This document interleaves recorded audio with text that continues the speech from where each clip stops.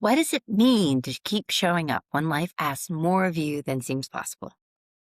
I'm Wynne Leon, and in this episode of The Life of Try, I'm talking with Kathryn Johnson about her moving book of essays, Invisible Until I'm Not, and the deeply human realities of chronic illness, caregiving, grief, and love. This is a conversation about being unseen and the quiet courage it takes to endure, and about the ways writing, faith, and care can help us hold on to ourselves when everything changes. If you've ever had to keep it going through pain, loss, or exhaustion, I think you'll find something honest and comforting here. Kathryn, Well, hello. it is so nice to talk to you because I've just finished reading your incredible book, Invisible Until I'm Not, which is a wonderful collection of essays. And I want to read a little bit of the description from Amazon. This is not a book about overcoming chronic illness. It's a book about living truthfully inside it, about the grief that reshapes your future, the caregiving that drains what little energy remains, and the slow, unglamorous work of resilience when the world expects strength you cannot always give. I love that description because it kind of centers really what the purpose is. But reading your book, one of the things that struck me was the loss of identity that comes with chronic pain and illness. Does, and it's not overnight. Mm. It's not overnight. I was diagnosed when I was 32, and my children were still at home at that time. Hmm. And I had so much to do and so much to take care of, and was in a completely different season of my life. Right. And I just really just pretty much pushed through it Yeah. and tried to ignore it. But I was younger then. Yeah. And, that was 30 some years ago. And that's when you were diagnosed with fibromyalgia? Both fibromyalgia and disc degenerative disease. I had arthritis in my cervix. I just would cry if he'd say, "You shouldn't work anymore." Right. I would cry because I like to work. And then he would let me go. That actually got me through to the point where he actually went out of the room, came back in, handed me a letter for my employer saying that I could not work anymore. This was your doctor? This was my doctor. Yeah. It was my favorite doctor. Yeah. Yeah. That's the moment that you had some proof of what was slowing you down, right? Right. I went through all kinds of tests to rule everything else out. And what I liked about that time period, if you can like something, Yeah. is the doctor that I had who was in the center of all of it. It wasn't all spread out like now where I have to go to a specialist for absolutely every single symptom that I have. And everything used to come back into the central hub, which was my doctor. Yeah. And he managed everything for me. And when he didn't have an answer, he would write a Bible verse on a prescription pad and give it to me. And for some reason, that helped me more than medication. Mm-hmm. But as you've adjusted to the diagnosis, and then you've had to come to terms with this change in identity. Yeah, there's a lot of grief involved in that. When you lose your identity, it was easy for me to make friends and keep friends and do things. And then all of a sudden, I was like completely shut off. I could not go. I didn't know from one day to the next how I was going to feel. And people don't operate on that level. Right. The maybe I can come. Okay. Yeah, the maybe. It gets old. Mm-hmm. So then I started writing again. Yeah. But one of the threads that I loved from your book was how writing helped you find yourself through the identity change, through the grief of losing your mom after caregiving for her for so long. And one of the quotes that I found touching, I found in the foreword, I had been writing through my years of caregiving and illness. But in those months after her passing, the world felt different. They became a way to keep myself company when the world had grown too thin. Yes, because nobody understands. There are people who do understand. I'm going to take that back. Yeah. Because they just don't know that other people feel that way. And that's part of the reason I wrote the book, is coming to terms with the fact that it's okay to rest, but the silence around me was deafening. And I found myself for weeks listening for Mom to be calling me, just thinking she was in the other room, starting to have a conversation, then realizing she wasn't there to have that conversation with, which that was hard. Hmm. That was hard to get through. Yeah. And so So, writing became another way of having a conversation, right? and then of course when Mom moved in with me, had just started a column with Almost an Author.com on disability. And I did that from like 2016 to 2018, Hmm. I think. And after Mom came, I just did not have time. It's like caring for an infant in a way. Right? Plus, I had Michael. Mm-hmm. And Michael came after my mom came. But I was really setting myself up Right, right. because Um, I just, inside my head, I can do anything. mm-hmm. I can do Right. anything. But physically, I do have limitations. And that's really hard for somebody like me. I must be a type A personality. I just, Unwilling to accept your limitations. So you brought up Michael, who is your great grandson, right? yes. And you took him in when he was 9 months old. And as you said, you were taking care of your mom. You have chronic illness, and he calls you mom. You describe your relation. It's such a beautiful relationship.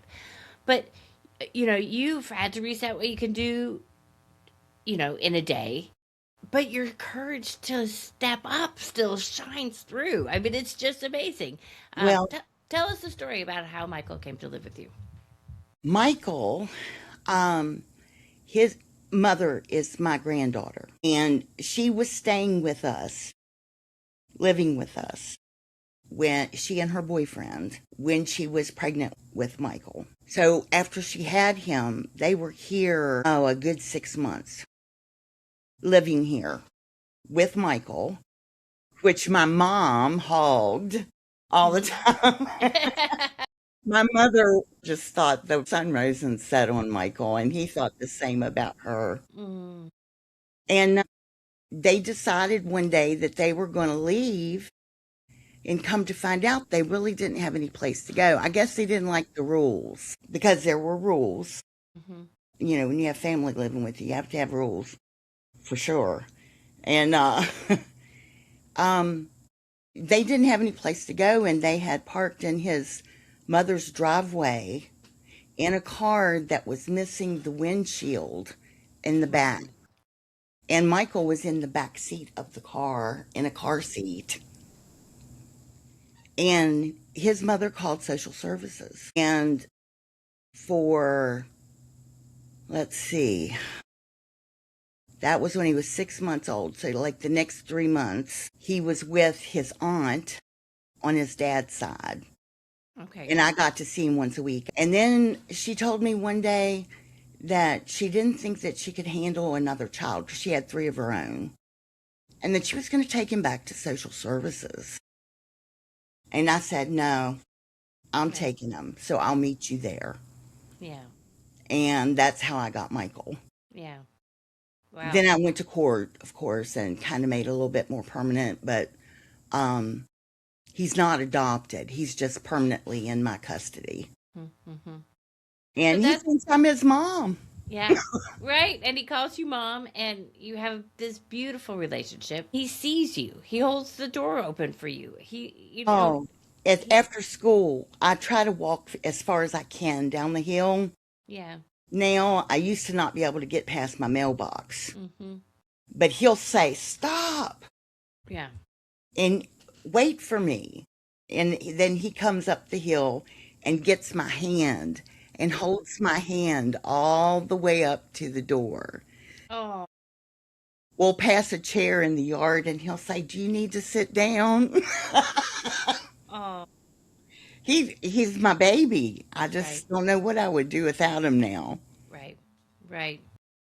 I think you said before we started recording, you're a natural caregiver, and your chronic illness, all that you've been through, that doesn't stop that. So you just figure a way to make room for love, right? That's what my parents taught me. Is Yeah. a lot of what they taught me was endurance, how to love somebody. Yeah. And I, sometimes I think with everything that I went through, would I even do it again if I Hmm. had to do it over? And I'd do it in a heartbeat. Yeah. Yeah. You're right, and I love this line. The proudest moments come when he looks past what I still carry and sees the good inside me. That kind of seeing fills me with warmth and acceptance. Yes, sir. Yes, I'm telling you. Mm-hmm. Mm-hmm. Oh, Those kids, they just grab us by the heart, don't they? yes. I'm just glad he's not here right now, though, Well, because he loves Zoom meetings. mm-hmm. He always wants to be a star in them. And there's nothing really I can do when Right. he's here because he just will barge his way right on in. Well, I'm sure he'll be a star in his own right. So, you have a lot of experience with the medical system, doctors that are dismissive, the unfortunate course of action that happened with your mom's kidney stones that led to, ultimately to her death. For doctors that read your book, what do you hope they take away from it? Um, well, I hope they remember that patients are actually experts in their own bodies, for one thing. And I hope they maybe will try to listen and not be so dismissive. For instance, with my fibromyalgia, if I have aches or pains and I actually call the doctor because of it, it's immediately called fibromyalgia. No tests, no checking. Right. And I go to the doctor now and I feel like I'm on some sort of a conveyor belt. You got 15 minutes. Everybody's got their 15-minute slot. And I've gotten to the point now where until I find a good rheumatologist, I just keep my aches and pains to myself, which is not the healthiest thing to do because you never know. Yeah. I mean, I think one of the lines that I took away from your book was um, that being dismissed hurts almost as much as the illness itself. Right. But it's that being seen that really matters as much as the aches and the treatment, right? Right. And that emotional cost is really big for somebody that hurts all the time. And you can't really, it's so hard to explain. They want to know, does it burn? Does it sting? Does it do this? Does it do that? Well, in fact, it does all of those things. Right. It does all of those things. So, how would you describe it? Excruciating. Yeah. Right. And one of the reasons you wrote the book is to bear witness that you It's don't have to possible. suffer in It's silence. possible to pull yourself out, Yeah. even though you hurt on the inside. Like I hurt right now in my back, and just sitting here to do this, it takes effort, which at some point I will pay for. Right. I know I will. But I'm so excited to Yeah. be talking about Mm-hmm. my book. Right. Oh, I'm so glad that you showed that. One of the beautiful threads that shines through all of your essays is love and the way we do extend ourselves because of it. You have this great story of caregiving for your mom, and she asked for a sweater, and you went to get it for her, and she noticed because you had to pause. Can you tell that story? Well, the sweater, it's funny because that's just like one of many, many times Of course. that actually happened. My mom was cold natured. So she liked wearing sweatpants and jeans even in the summertime. I'd just get sweaty looking at her. But I used to buy her sweaters, Mm-hmm. pretty sweaters Yeah. that she could wear, and she loved that. Mm-hmm. I bought her a black and gray and pink striped sweater, and she just absolutely adored it Yeah. Yeah. because And so they you get frail. right, and she asked you to reach for it, and it was on the top shelf, and you go to reach for it. And it was, it was hard. Mm-hmm. It was hard to get that down. Yeah. You just do it. Yeah. You just do it. Right. But I could feel it. And you know, the one of the sad things for me though is with the fibromyalgia, I have so much guilt now that I wasn't 100% Mm. for her when she needed me because Well, of the yeah. fibromyalgia. Mm-hmm. And that's one of the reasons I wrote the book, was to come to terms with the fact that rest is not laziness, and that if I couldn't take care of myself, Right. I wouldn't have anything to give to her. Yeah. And I never operated that way in my entire life. It was just give, give, give, give, give. Right. But she saw you. I mean, that's what's amazing. That why I think why I love the sweater story is she saw you have to pause after getting that sweater, and she, she still took care of you in the way that she could, which was not only in seeing you and just saying, just Take it sit. easy. Yeah, just sit. Just have a seat, sit. Yeah. And I miss that. Mm-hmm. Just sitting, Right. With your saying mama. nothing, watching Hallmark movies on TV. Yeah. Right. Just the quiet. Yeah. Let's be together. Yeah. Right. And that's the wonderful part of the story is that, I think she saw that you were taking care of her even through your pain and We and had our little and tiffs. yeah. We would have our tiffs. She would want something like right now, and Mhm. it wasn't possible. Right. And I would get it, but it would have to be on my ability to get it. Yeah.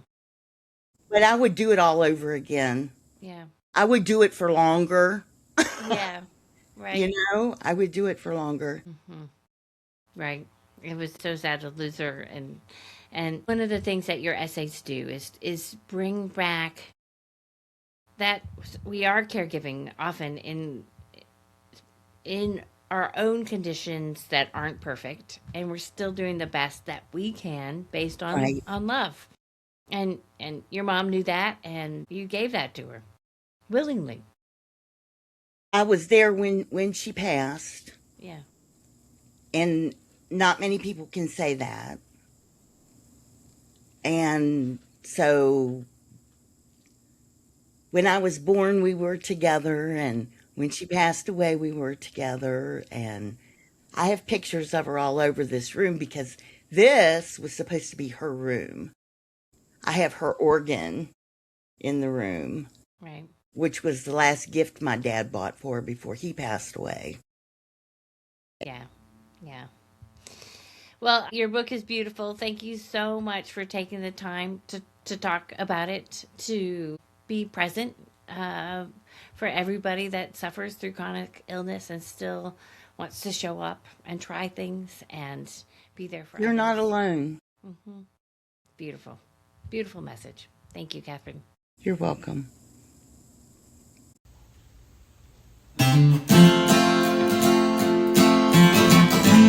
Thank you for listening. Our music was written for us by the incredible duo of Jack Campora and Rob Koenig. For show notes and more great inspiration, see avitiva.com, avitiva.com.